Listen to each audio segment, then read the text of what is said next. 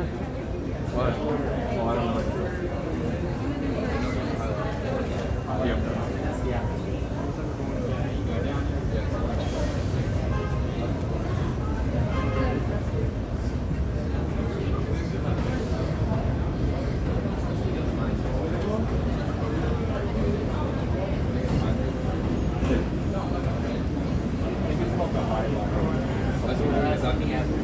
Hello, everyone.